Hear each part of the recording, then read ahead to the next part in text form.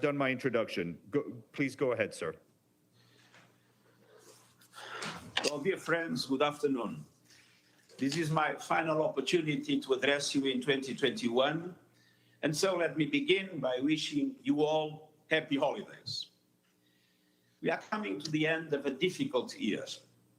The COVID-19 pandemic raged on, inequalities kept rising, and the burden for developing countries grew heavier, with diminishing resources for recovery, rising inflation, and mounting debt.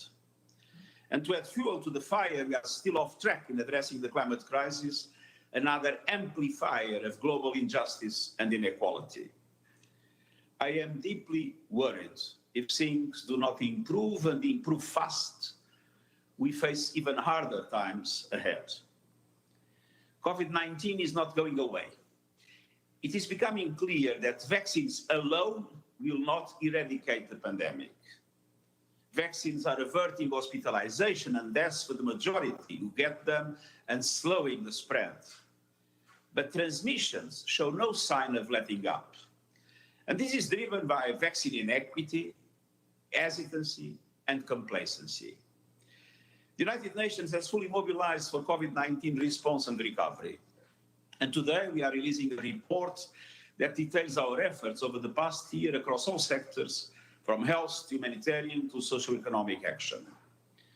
2 months ago, the WHO unveiled a strategy to vaccinate 40% of people in all countries by the end of the year and 70% by the middle of next year. That strategy required the total commitment of member states, especially those with vaccine production capabilities or large supplies. But just days from the deadline, 98 countries have not been able to meet that end of the year target. 40 of them have not yet even been able to vaccinate 10% of their population. And in lower income countries, less than 4% of the population are fully vaccinated. And the vaccination rates in high-income countries are 8 times higher than in the countries of Africa. At current rates, Africa will not meet the 70% threshold until August 2024. So vaccine inequity is giving variants a free pass to run wild, ravaging the health of people and economies in every corner of the globe. We cannot defeat the pandemic in an uncoordinated way. And all countries, especially those that have potential and responsibilities, must take concrete action in the coming days to make greater progress to achieve WHO's global 40% target and be far more ambitious in their efforts to reach 70% of people in all countries by the middle of 2022. Dear friends, at the same time, countries and economies are getting squeezed from all sides, especially in the developing world. Lopsided COVID-19 recovery efforts are accelerating inequalities and increasing stresses on economies and people. Advanced economies were able to mobilize nearly 28% of their gross domestic product into economic recovery. But for middle-income countries, that number fell to 6.5%, and even worse, it plummeted to 1.8% for the least developed countries, a tiny percentage of a very small amount. In sub-Saharan Africa, the International Monetary Fund projects that cumulative economic growth per capita over the next 5 years will be 75% less than the rest of the world. This is unacceptable. And meanwhile, inflation here in the United States and in many other countries has risen to a 40-year high, and we see it growing elsewhere. As the US Federal Reserve indicated just yesterday, interest rates will rise with it.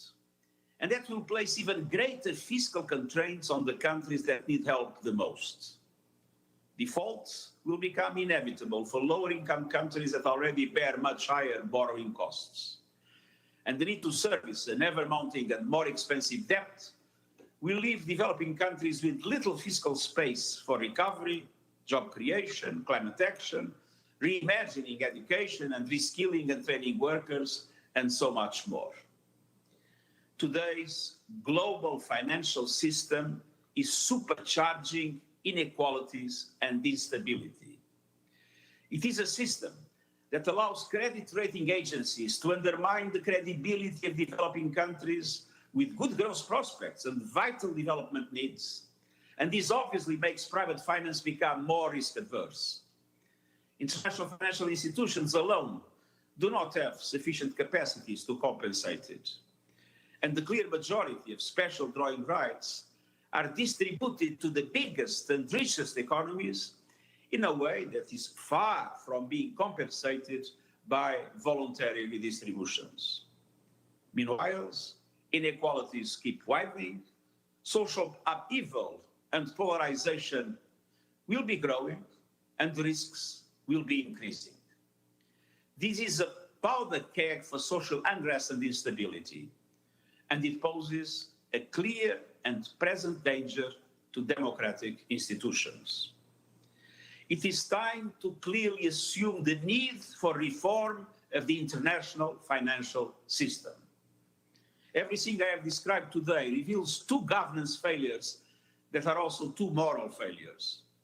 We have a serious governance problem with respect to the prevention, detection, and response to pandemics, and we have a serious governance problem in relation to the international financial system.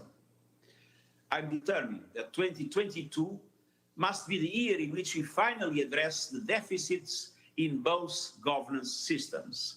And this is a central aspect of the common agenda. Now, in making those much needed reforms, we will move to a much more fair, peaceful, and sustainable world.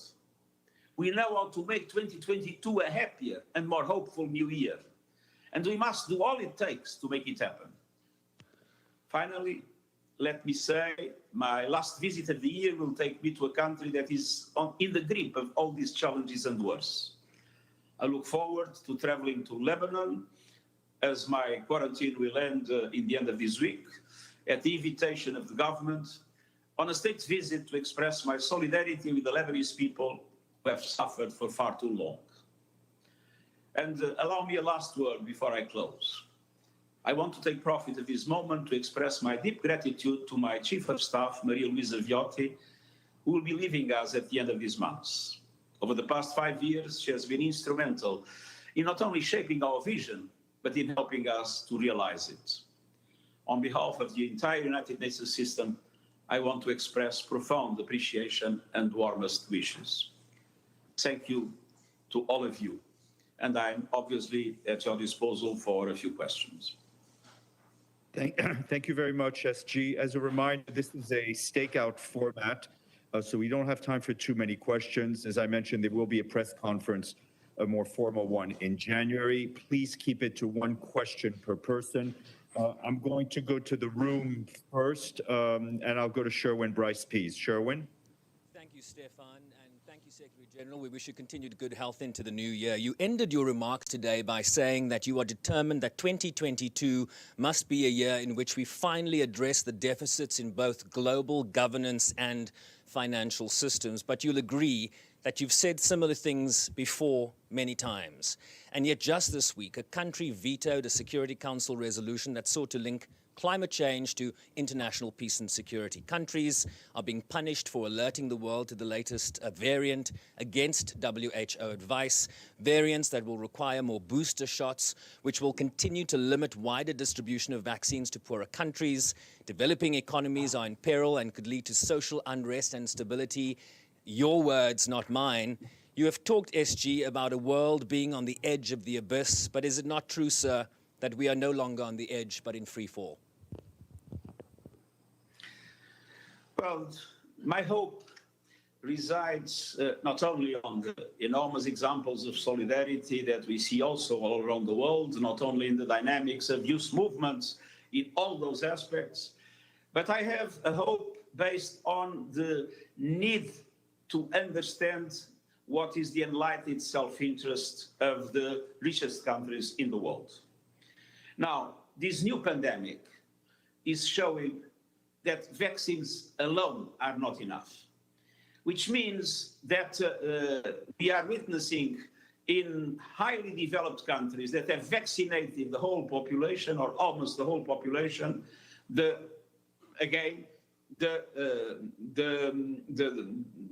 pandemic increasing dramatically, even if with naturally small impact in relation to death and to high levels of suffering.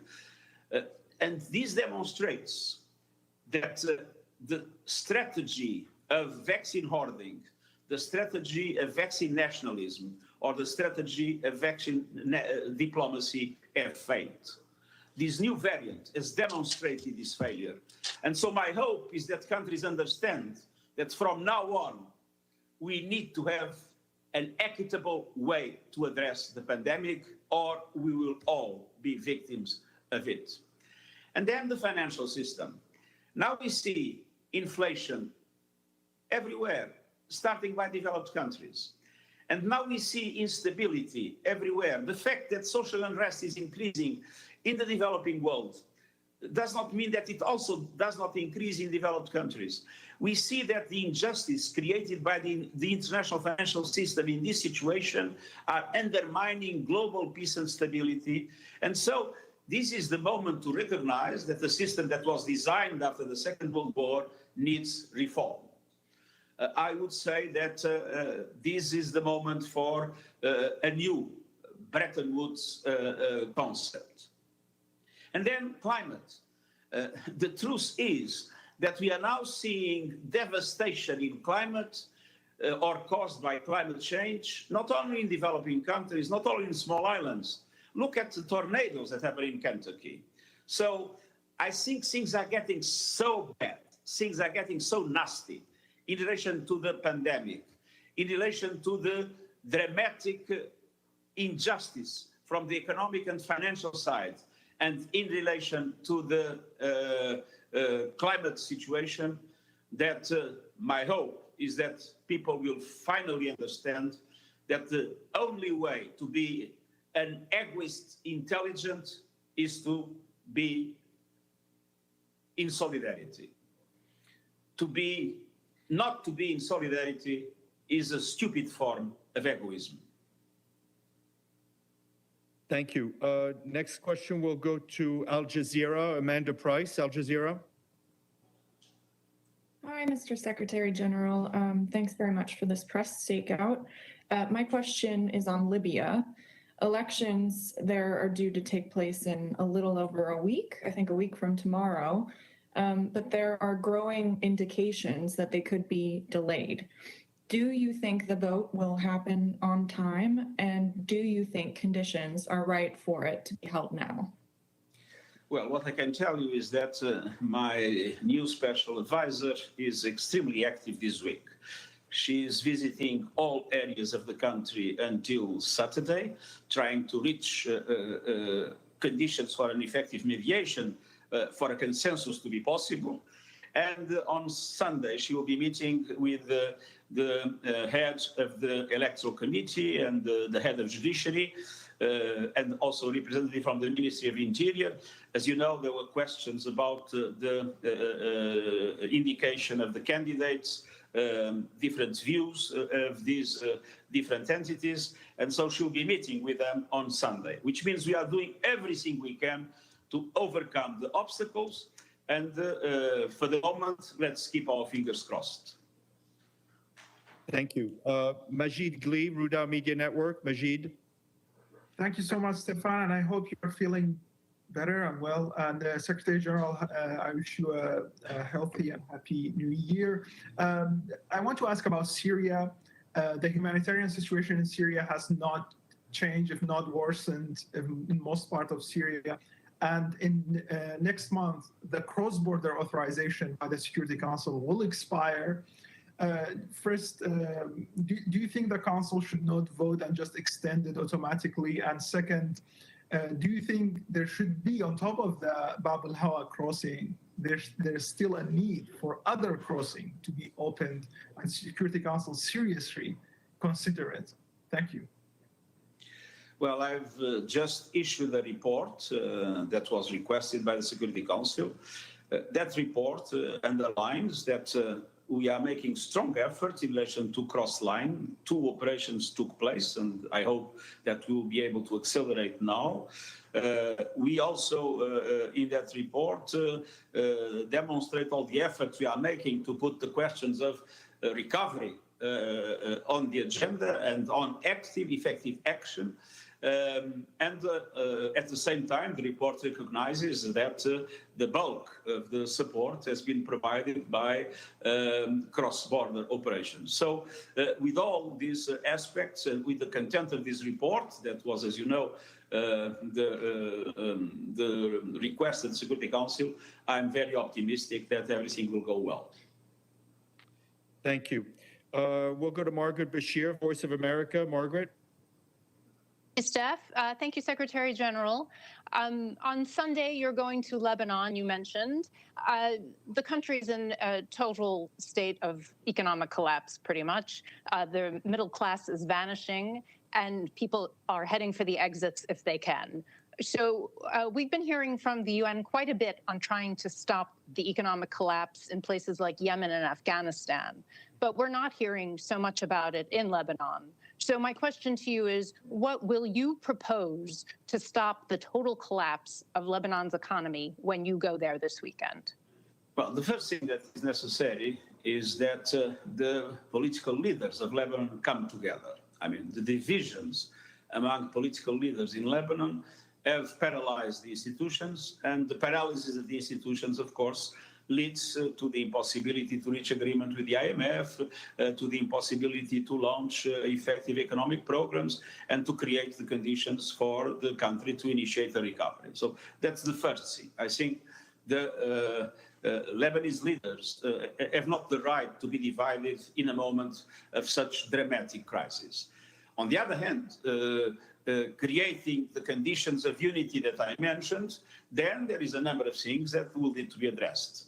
Things related to the reforms of the political and economic system, things related to the fight against corruption, things related about the establishment of truth in relation to what has happened in the harbor, and of course the launch of an effective recovery program with an agreement with IMF and with the support of the international community that needs to be strongly enhanced to the Lebanese people and also to the refugees that generously Lebanon is receiving.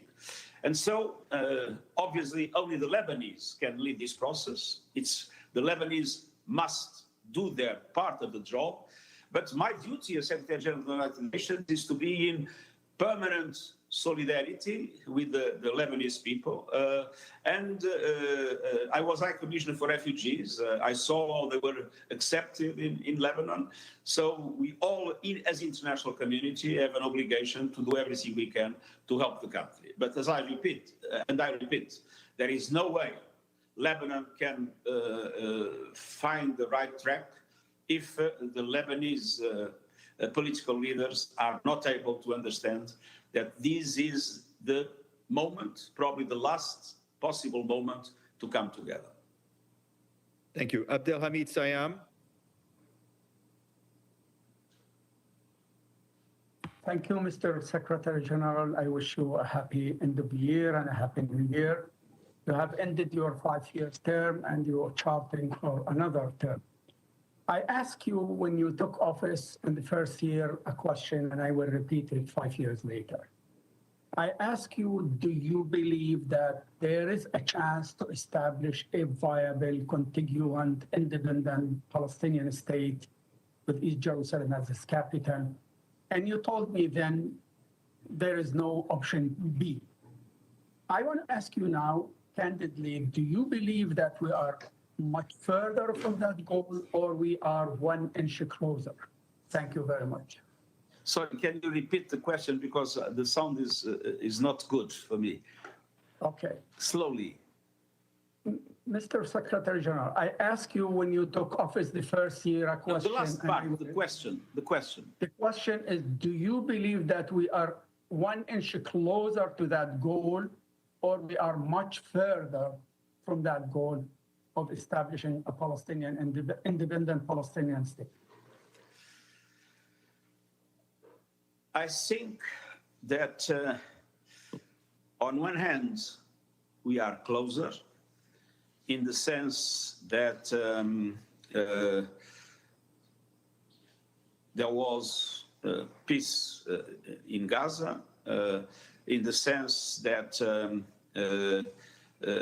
even if the settlements continue and even if the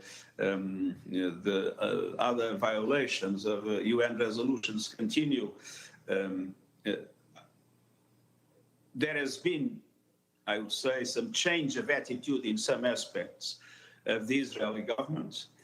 But I believe that, unfortunately, what we have witnessed are very small steps. We need a much stronger engagement of the international community. That stronger engagement has not been possible to mobilize until now. It's essential to do so because we must avoid at all costs that the progression of settlements and other measures will at a certain moment make impossible the implementation of the two-state solution that I go on believing it is the only solution that is acceptable, allowing two countries and two peoples to live in peace and security. I think that we need to make progress much more quicker than what we are doing now. We had worst moments in the recent past, but we are far from having the minimum necessary to move forward. Great. Thank you very much. Thank you, Secretary General. And we will all see you soon, hopefully. And we'll have, as I mentioned, a fuller press conference in the new year. Thank you. Happy New Year.